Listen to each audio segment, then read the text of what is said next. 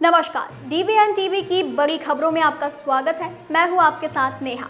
आज हम इस बुलेटिन में जानेंगे क्या हेमंत सोरेन और प्रियंका गांधी चुनाव आयोग से समझौता कर जीते। देखेंगे कैश कांड की वजह से चर्चा में रहे जस्टिस वर्मा के केसों की दोबारा सुनवाई को।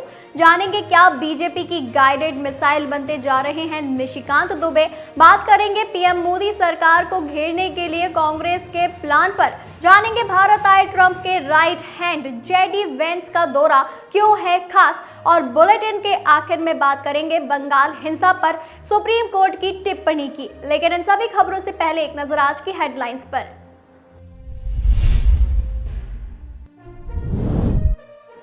उत्तर प्रदेश में हॉस्पिटल के बार बॉय की शर्मनाक करतूत आई सामने। डेड बॉडी से चुरा लिए सोने के गहने, पुलिस ने किया गिरफ्तार। पीएम मोदी के कानपुर दौरे से पहले सीएम योगी ने लिया तैयारियों का जायजा, परियोजनाओं की समीक्षा भी की। फिल्म डायरेक्टर अनुराग कश्यप पर जयपुर में एफआईआर हुई दर्ज। ब्राह्मण समाज के खिलाफ की थी आपत्तिजनक टिप्पणी।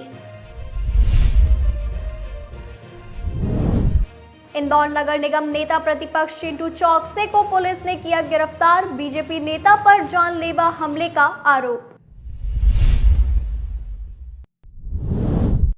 उत्तर प्रदेश में गोंडा अयोध्या हाईवे को 6 लेन करने की तैयारी, यात्रा को मिलेगी रफ्तार, आसान होगा सफर।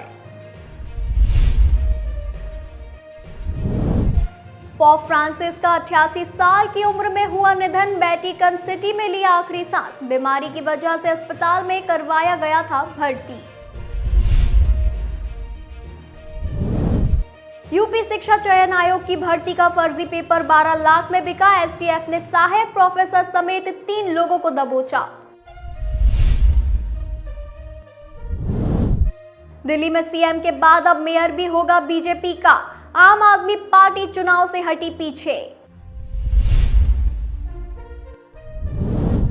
बेतिया के मझौलिया के एक गांव में सिर मुंडवाकर चेहरे पर पोती गई कालिख, लोगों ने दी लड़की छेड़ने की अनोखी सजा। वीडियो देख एक्शन में आई पुलिस। मध्य प्रदेश के खंडवा में आवारा कुत्तों का आतंक, अलग अलग हमलों में बुरी तरह घायल हुए 10 मासूम बच्चे। झारखंड में मारे गए 6 नक्सली, बोकारो के जंगलों में हुई सुरक्षा बलों से आमना सामना। ये तो थी हेडलाइंस। अब चलिए बात करेंगे बड़ी खबरों की। बता दें, बीजेपी प्रवक्ता संबित पात्रा ने राहुल गांधी के चुनाव आयोग वाले बयान पर पलटवार करते हुए कहा कि वो विदेशी भूमि में जाकर वही करते हैं जो कई दशकों से करते आ रहे हैं। उन्होंने कहा कि कांग्रेस के तमाम बड़े नेता देश भर में मां बेटे को बचाने के लिए प्रेस कॉन्फ्रेंस करेंगे। उन्होंने कहा कि चोर मचाए शोर, इनको जेल जाना पड़ेगा क्योंकि इन्होंने भ्रष्टाचार किया है। राहुल गांधी ने अमेरिका में भारत और चुनाव आयोग को बदनाम करने की कोशिश की है। ये नेशनल हेराल्ड केस में बेल पर हैं। जो व्यक्ति और उनकी माता जी को 50,000 के मुचलके पर बेल पर बाहर हो, उन पर देश की जनता क्या विश्वास करेगी। उन्होंने कहा कि जो राहुल बेल पर हैं, अगर वो विदेश में जाकर देश के लोकतंत्र के खिलाफ बोलेंगे तो जनता भरोसा नहीं कर पाएगी। संबित पात्रा ने कहा कि ईडी की चार्जशीट चिदंबरम साहब पढ़े होंगे। बोगस विज्ञापन के जरिए ये प्रॉपर्टी को जरिया बनाकर पैसा लिया जा रहा था। ईडी ने चार्जशीट में साफ कहा है कि दिल्ली, भोपाल आदि जगहों पर सभी प्रॉपर्टी जो नेशनल हेराल्ड की, उसके जरिए प्रोसीड ऑफ क्राइम किया जा रहा था।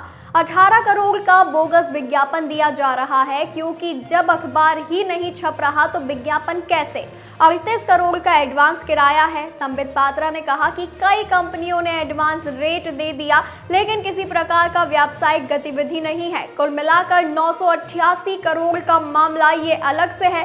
राहुल विदेश में जाकर देश को बदनाम कर रहे हैं, चुनाव आयोग पर सवाल उठा रहे हैं, कॉम्प्रोमाइज्ड बता रहे हैं। राहुल अमेरिका में जाकर चुनाव आयोग को कॉम्प्रोमाइज्ड बताते हैं। वो कहते हैं कि कहीं ना कहीं चुनाव आयोग ने समझौता किया। उन्होंने कहा कि राहुल उसी समय झारखंड में चुनाव हुआ था, क्या हेमंत सोरेन से समझौता किया था?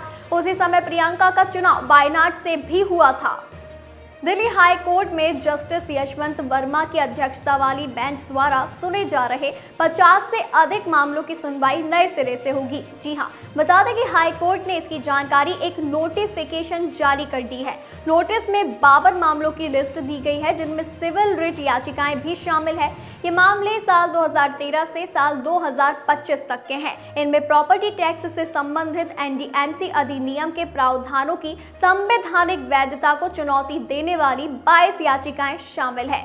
जस्टिस वर्मा से 23 मार्च को न्यायिक कार्यभार वापस ले लिए गए थे। इसके बाद से वकील इन मामलों को दिल्ली हाई कोर्ट के चीफ जस्टिस DK उपाध्याय के सामने पेश कर रहे हैं। साथ ही आगे की कार्यवाही के निर्देश मांग रहे थे। जस्टिस DK उपाध्याय ने वकीलों को सुझाव दिया था कि एक आवेदन उनकी निजी सचिव या अदालत के रजिस्ट्रार जनरल को दे। साथ ही आश्वासन दिया था कि उनकी शिकायत पर विचार किया जाएगा। जस्टिस वर्मा तब विवादों में घिर गए थे जब उनके लुटियंस स्थित दिल्ली के एक घर में 14 मार्च की रात आग लगी। उनके घर के स्टोर रूम से 500-500 रुपए के जले नोटों के बंडलों से भरे बोरे मिले। सवाल खड़ा हुआ कि इतना कैश आया कहां से। इसके बाद जस्टिस वर्मा का ट्रांसफर इलाहाबाद हाई कोर्ट में कर दिया गया था। जस्टिस वर्मा के खिलाफ 3 जजों की समिति आंतरिक जांच कर रही है। 16 मार्च को जस्टिस यशवंत वर्मा के बंगले के बाहर भी सफाई के दौरान सफाई कर्मचारियों को 500-500 रुपए के अध जले नोट मिले थे। सफाई कर्मियों ने बताया था कि 4-5 दिन पहले भी हमें ऐसे नोट मिले थे। ये नोट सफाई के दौरान रास्ते पर पत्तों में पड़े मिले थे। तीखी, विवादित और सुर्खियों बटोरने वाली टिप्पणियां निशिकांत दुबे की राजनीति का एक स्टाइल है। वे संसद में अपनी आक्रामक और तीखे बयानों के लिए जाने जाते हैं। उनके बयानों और खुलासों ने संसद और राजनीति में हलचल मचा दी है। पार्टी की झिड़की सुनने का रिस्क उठाकर भी निशिकांत दुबे कई मौकों पर बीजेपी लाइन से हटकर आक्रामक और उत्तेजक बयान दे देते हैं। ये बयान अक्सर उनकी व्यक्तिगत छवि और फायर ब्रांड इमेज को मजबूत करने वाले होते हैं। हालांकि पार्टी को कोर्स करेक्शन करना होता है। पार्टी पल्ला झाड़ लेती है, लेकिन चर्चा पार्टी की डांट की नहीं बल्कि सांसद के ओरिजिनल बयान की होती है। दरअसल निशिकांत दुबे बीजेपी के गाइडेड मिसाइल बनते जा रहे हैं। तमिलनाडु से जुड़े बिलों को राज्यपाल की ओर से मंजूरी नहीं देने और वक्फ संशोधन कानून 2025 के 2 अहम प्रावधानों पर सुप्रीम कोर्ट की ओर से रोक लगाने के बाद सांसद निशिकांत दुबे का बयान इसी श्रेणी में आता है। निशिकांत दुबे ने कहा था कि अगर देश में कोई धार्मिक युद्ध भड़का रहा है तो वह सुप्रीम कोर्ट है। आप इस देश को अराजकता की ओर ले जाना चाहते हैं। उन्होंने कहा कि अगर शीर्ष अदालत को ही कानून बनाना है तो संसद और राज्य विधानसभाओं को बंद कर देना चाहिए। निशिकांत दुबे ने कहा कि किस कानून में लिखा है कि राष्ट्रपति को 3 महीने के भीतर फैसला लेना है। मस्जिदों के लिए आप कहते हैं कि उनसे संपत्ति के कागजात मांगना गलत है, लेकिन मंदिरों के लिए आप खुद ही कागज मांगते हैं। क्या ये दोहरा मापदंड नहीं है? इस ट्वीट से कुछ ही घंटों के बाद निशिकांत दुबे ने वक्फ कानून पर पूर्व चुनाव आयुक्त SY कुरैशी की ओर से जाहिर किए गए राय के लिए उन्हें मुस्लिम आयुक्त बताया और कहा कि आप चुनाव आयुक्त नहीं मुस्लिम आयुक्त थे। झारखंड के संथाल परगना में बांग्लादेशी घुसपैठियों को वोटर सबसे ज्यादा आपके कार्यकाल में ही बनाया गया था। नेशनल हेराल्ड केस से लेकर वक्फ एक्ट के खिलाफ कांग्रेस अब फ्रंट फुट पर उतरकर भारतीय जनता पार्टी यानी बीजेपी से दो हाथ करने जा रही है। हेराल्ड केस में ईडी की कार्यवाही के बाद से कांग्रेस लगातार एक्शन में है। कांग्रेस ने बीजेपी और मोदी सरकार के खिलाफ आक्रामक लड़ाई लड़ने की स्ट्रेटेजी भी बनाई है। कांग्रेस अपने तमाम दिग्गज नेताओं के जरिए देश भर में प्रेस कॉन्फ्रेंस कर बीजेपी को घेरती नजर आएगी। इसी तरह वक्फ कानून के खिलाफ भी कांग्रेस ने मोदी सरकार को कटघरे में खड़ा करने के लिए संविधान बचाओ रैली करने का प्लान तैयार किया है। प्रवर्तन निर्देशालय की ओर से पिछले दिनों कांग्रेस की पूर्व अध्यक्ष सोनिया गांधी और राहुल गांधी के खिलाफ नेशनल हेराल्ड मामले में चार्जशीट दाखिल कर दी गई। इस चार्जशीट में उन पर कई गंभीर आरोप लगाए गए हैं, जिसे लेकर कांग्रेस ने भी सख्त तेवर अपना लिए हैं। कांग्रेस ने इस मामले में 25 अप्रैल को सुनवाई के दिन और उसके पहले की रणनीति को अंतिम रूप दे दिया है। इसी तरह कांग्रेस अब बीजेपी और मोदी सरकार से आर पार के मूड में नजर आ रही है। नेशनल हेराल्ड मामले को लेकर कांग्रेस ने सोमवार से 24 अप्रैल के बीच देश भर के 57 शहरों में प्रेस कॉन्फ्रेंस करने की तैयारी बना ली है। कांग्रेस नेता पवन खेड़ा ने कहा कि प्रेस कॉन्फ्रेंस का मकसद नेशनल हेराल्ड मामले में बीजेपी द्वारा फैलाए जा रहे झूठ को उजागर करना है। उन्होंने नेशनल हेराल्ड प्रकाशित को स्वतंत्रता संग्राम का जीवंत स्मारक बताया। इसके लिए कांग्रेस अपने तमाम दिग्गज नेताओं को भी उतार रही है। पूर्व वित्त मंत्री पी चिदंबरम दिल्ली में प्रेस कॉन्फ्रेंस करेंगे तो पूर्व सीएम अशोक गहलोत शिमला में मीडिया को संबोधित करते हुए नजर आएंगे। कांग्रेस के दिग्गज नेता और पूर्व केंद्रीय मंत्री शशि थरूर लक्षद्वीप में, गौरव गोगोई जोरहाट में, सैयद नसीर हुसैन गोवा में, पूर्व सीएम पृथ्वीराज चव्हाण बेलगाम में, मनीष तिवारी चंडीगढ़ में और प्रणब झा धर्मशाला में प्रेस कॉन्फ्रेंस करेंगे। अमेरिका की गद्दी पर बैठने के बाद से डोनाल्ड ट्रंप टैरिफ वॉर को लेकर चर्चा में है। दुनिया भर के तमाम देशों पर अनाप शनाप टैरिफ लगाकर टैरिफ ने ग्लोबल इकोनॉमी में हलचल पैदा कर दी है। ट्रंप के इस झटके से भारत भी नहीं बच पाया है। अमेरिका ने भारत पर 26% रेसिप्रोकल टैक्स लगाने का ऐलान किया है। ट्रंप के इस ऐलान के बीच उनके राइट हैंड माने जाने वाले उपराष्ट्रपति जेडी वैंस भारत दौरे पर आए हैं। जेडी वैंस और उनकी पत्नी, भारतीय मूल की पत्नी उषा चिलुपुरी, अपने 3 बच्चों के साथ भारत आ रहे हैं।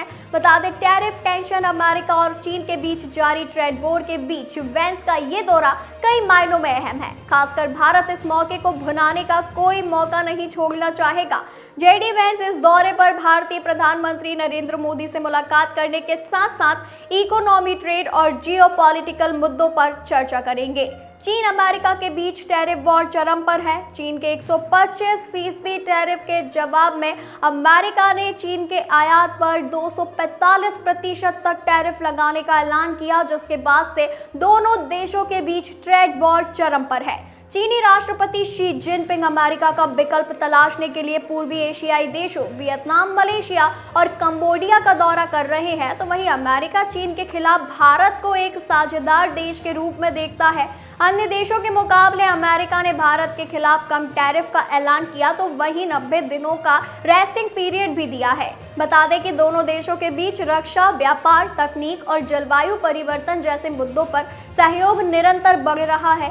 सिर्फ इतना ही नहीं, एशिया प्रशांत क्षेत्र में चीन की बढ़ती सक्रियता को देखते हुए अमेरिका भारत के साथ अपनी रणनीतिक साझेदारी को और मजबूत करना चाहता है। ऐसे में वैंस का ये दौरा कई मायनों में अहम है। सुप्रीम कोर्ट ने सोमवार को उस याचिका पर प्रतिक्रिया दी जिसमें पश्चिम बंगाल में राष्ट्रपति शासन की मांग की गई थी। याचिका पर सुनवाई के दौरान सीनियर जज बी.आर. गवई ने टिप्पणी की कि आप चाहते हैं कि हम राष्ट्रपति को राष्ट्रपति शासन लगाने का निर्देश दें, वैसे भी हम पर कार्यपालिका के क्षेत्र में दखल देने का आरोप लग रहा है। ये टिप्पणी वकील विष्णु शंकर जैन की ओर से दायर उस याचिका पर आई जिसमें वक्फ संशोधन कानून को लेकर पश्चिम बंगाल में हुई हिंसा का हवाला देते हुए राष्ट्रपति शासन की मांग की गई है। बता दें कि जस्टिस गवई अगले महीने भारत के मुख्य न्यायाधीश बनने वाले हैं। ये टिप्पणी उस समय आई है जब सुप्रीम कोर्ट और सत्तारूढ़ दल के नेताओं के बीच टकराव की स्थिति बन रही है। तमिलनाडु केस में दिए गए ऐतिहासिक फैसले के बाद ये मामला गर्मा गया है। सुप्रीम कोर्ट ने इस फैसले में राज्यपाल द्वारा विधेयकों को अनिश्चित काल तक रोके रखने को मनमाना करार दिया था और अनुच्छेद 142 के तहत विशेष अधिकारों का प्रयोग करते हुए राज्यपाल की कार्यवाही को निरस्त कर दिया था। तमिलनाडु केस पर सुप्रीम कोर्ट के फैसले के बाद कई बीजेपी नेताओं ने न्यायपालिका की तीखी आलोचना की है। बीजेपी सांसद निशिकांत दुबे ने कहा कि अगर सब कुछ सुप्रीम कोर्ट को ही करना है तो संसद और विधानसभा बंद कर दीजिए। सुप्रीम कोर्ट अपनी सीमाएं लांघ रहा है। उन्होंने आगे कहा कि राम मंदिर, कृष्ण जन्मभूमि, ज्ञानवापी जैसे मामलों में कोर्ट कागज दिखाने को कहता है, लेकिन मुगलों के बाद बनी मस्जिदों पर कहता है कैसे दिखाएंगे। देश में धार्मिक युद्ध भड़काने का जिम्मेदार सुप्रीम कोर्ट है। बीजेपी नेता दिनेश शर्मा ने भी कहा कि कोई भी राष्ट्रपति को चुनौती नहीं दे सकता। राष्ट्रपति राष्ट्रपति सर्वोच्च है, सुप्रीम कोर्ट उन्हें आदेश नहीं दे सकता। उपराष्ट्रपति जगदीप धनखड़ ने भी अदालत की आलोचना करते हुए कहा कि हम ऐसी स्थिति नहीं बना सकते जहां आप राष्ट्रपति को निर्देश दें। अनुच्छेद 142 अब लोकतांत्रिक शक्तियों के खिलाफ एक न्यूक्लियर मिसाइल बन गया है जो न्यायपालिका के पास 24x7 उपलब्ध है। वहीं आज के लिए बस इतना ही। ऐसी ही खबरों को जानने के लिए बने रहिए DVN TV न्यूज के साथ।